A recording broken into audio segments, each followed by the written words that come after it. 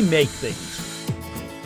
We use our hands, minds, and machines to build, to fix, to improve. We're known as do-it-yourselfers, home improvement fans, fix-it fanatics, inventors. At our core, though, we're all makers. So let's jump in and make something. When it comes to countertops, well, there's laminate and tile and granite, and quartz and solid surface material, and now concrete. Not only is concrete durable, but it can be crafted in hundreds of different colors and surface treatments. You know, until recently, I would have questioned whether this was a do-it-yourself project or not.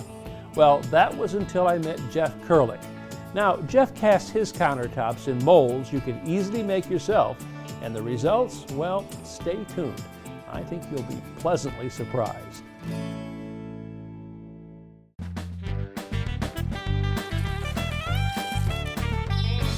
Hey, how you doing? You know, I've always liked the natural look of the tile here in this bathroom, but on the other hand, I've never felt that this countertop and sink really goes with it as well as I'd like.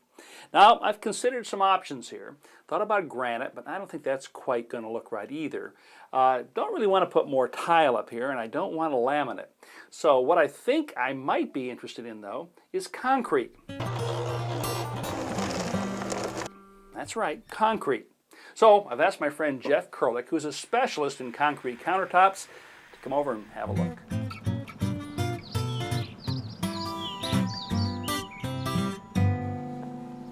Hey Jeff, how you been, man? I'm good. Good to see you. How are you? Thank you. Thank you.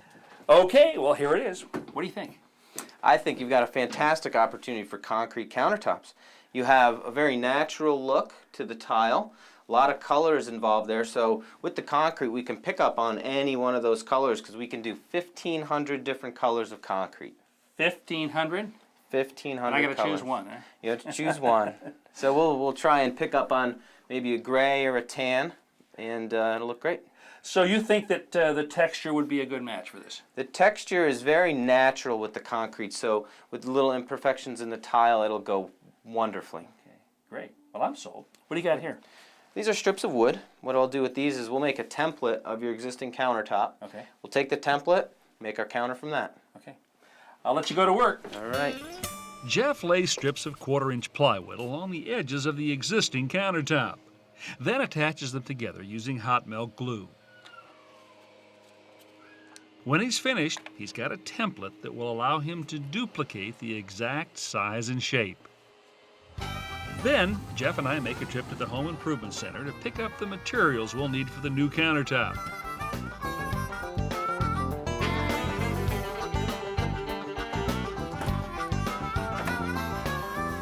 Sand, concrete, rigid foam insulation, caulk, and this material called melamine.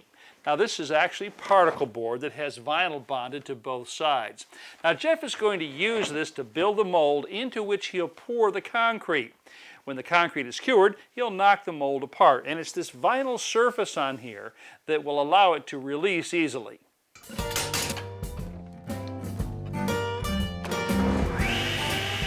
Jeff goes to work cutting the melamine into smaller pieces that will be used for the bottom and sides of the mold. He places the template on top of a larger panel, traces the outline, then cuts the mold bottom to size. The laser on this miter saw makes it easy to align the cut.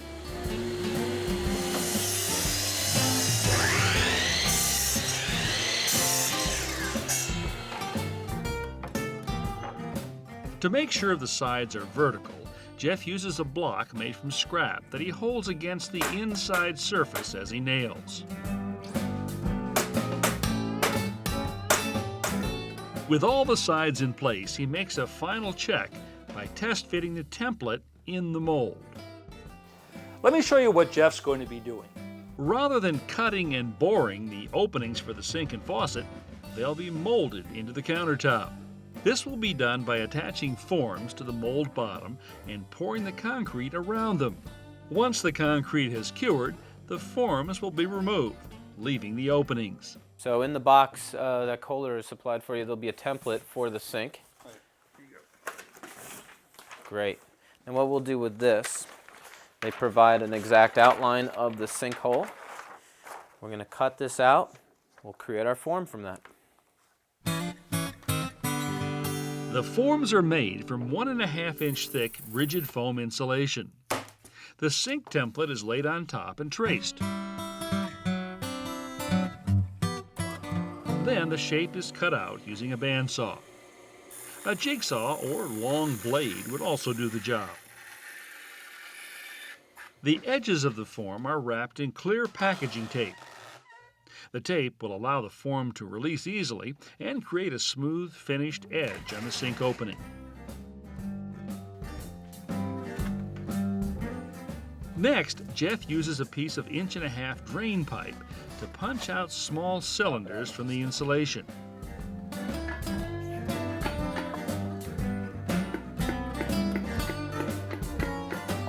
These too are wrapped in packaging tape. Finally, the forms are attached to the mold base with silicone to create what will eventually be the sink opening and holes for the faucets and spout. The seams in the mold are sealed with silicone to give the countertop edges a smooth, rounded shape. This spray-on tooling liquid will allow Jeff to get a perfectly clean, uniform bead by drawing his finger over the joint. The mold is finished and ready for concrete. First, dry concrete and sand are mixed together.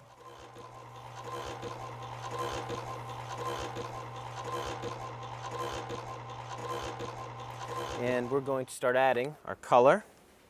So what is this? That's a oxide, which will make the concrete a deeper gray, sort of a soapstone color. And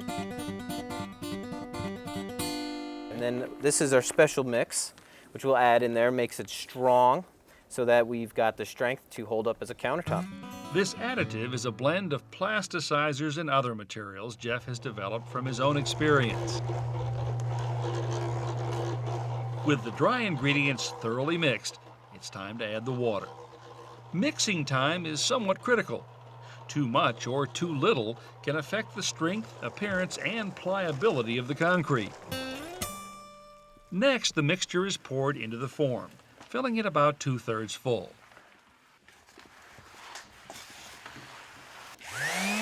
An orbital sander, held on edge, serves as an excellent vibrator, leveling the concrete mixture, distributing the aggregate, and eliminating air bubbles.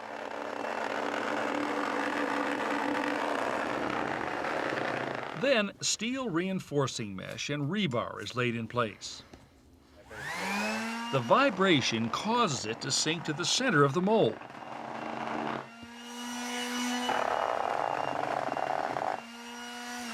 Finally, more concrete is poured on top,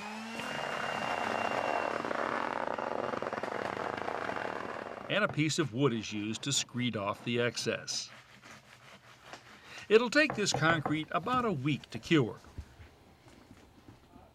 I'm going to remove the existing countertop.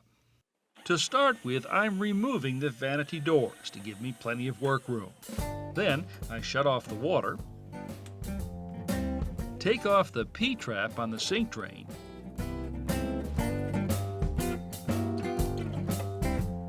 and remove the supply lines.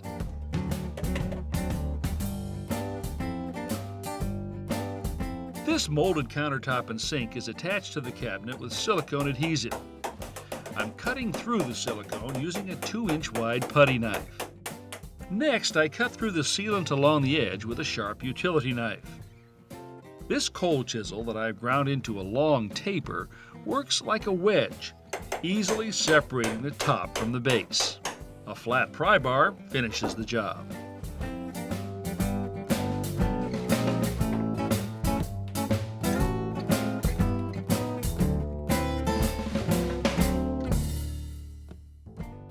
Wow. So it's been a week. Now, it doesn't take concrete a week to set up, does it? No, the concrete will get hard within about 24 hours. I like to leave it in the form for up to a week because that slows the curing process down. And what happens then is that the concrete will be stronger the slower it cures, and that will enable us to work with it, flip it over, start polishing it. First, Jeff cuts the form for the sink opening into sections, then pries the pieces out.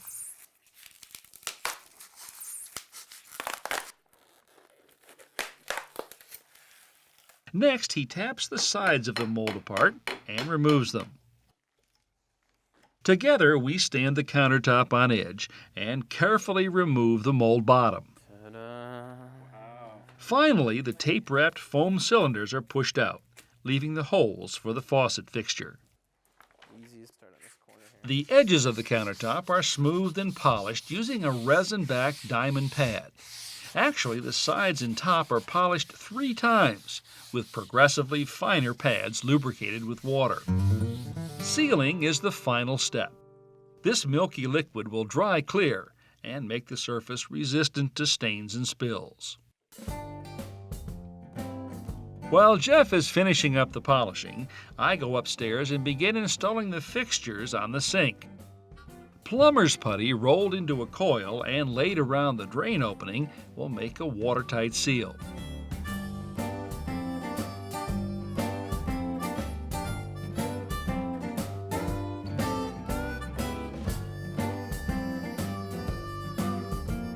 The tailpiece is inserted from the bottom, hand tightened, and snugged up using a pair of multi-groove pliers.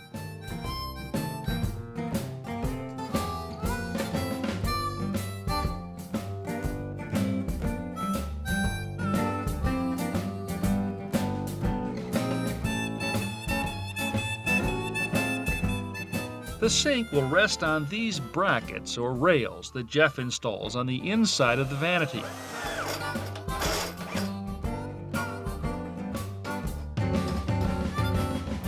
The sink goes in first, the countertop will set on top.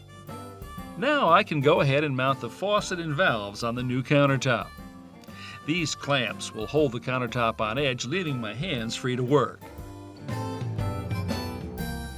The valves and faucet drop in from the top and are secured in place by tightening a large nut on the underside.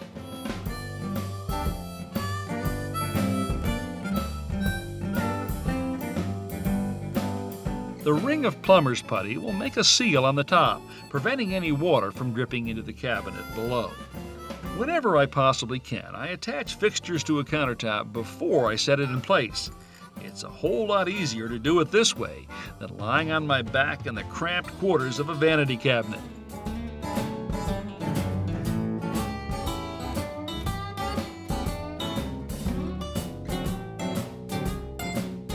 The hot and cold water valves connect to the faucet via this tubing. It's here, in the faucet, that the mixing takes place.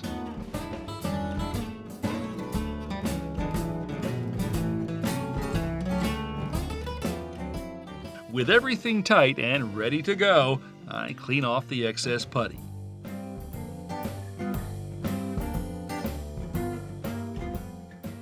A bead of silicone along the lip of the sink will seal it securely to the bottom of the countertop.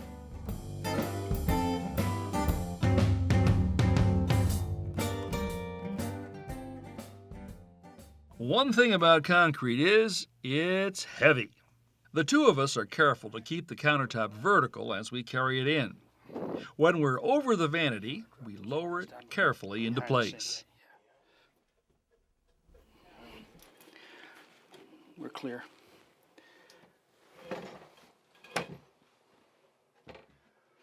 The matching concrete backsplash attaches to the wall with a bit of silicone. Silicone is also used to seal the joint between the top and wall. All that's left to do now is attach the water lines,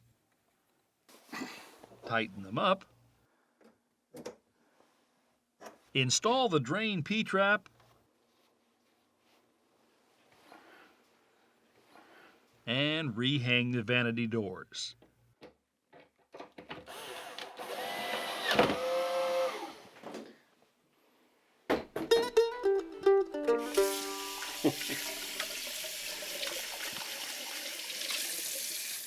Now, who would have thought that something that started out looking like this ended up looking as terrific as this?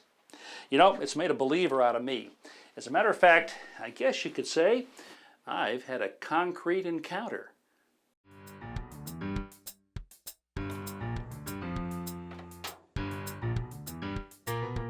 Whenever I'm disassembling something and end up with a lot of small parts like this, I get a little bit concerned as to whether or not I'm actually going to be able to get it back together. Now, one thing that helps me is to organize these pieces as I take them apart, and that means putting them in the proper order and labeling them.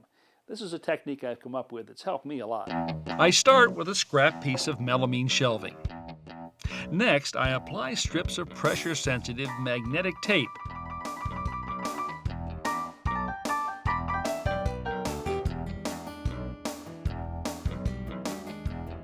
And trim off the excess with a utility knife. When I'm disassembling something, I lay the screws, bolts, washers, springs, whatever, on the magnetic tape and label them as to where they go. Now, my parts are organized, they're labeled, and if this gets tipped, they're not going to go anywhere. And the real nice thing is, when I'm finished, all I have to do is take a little cleaner, wipe this off, and it's ready for the next project.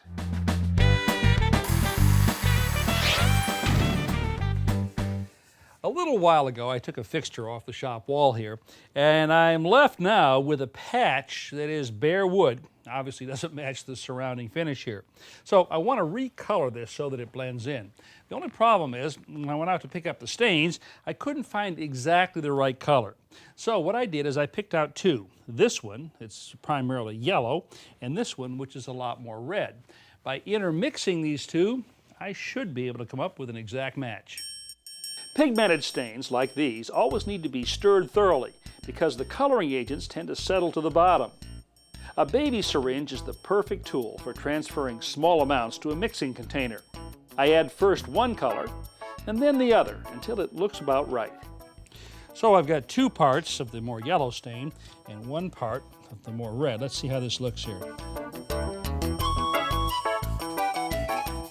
Well, that's not bad. It's just a little bit too red. So all I'm going to do is go back over here, go to the more yellow stain, and put a little bit more of that in.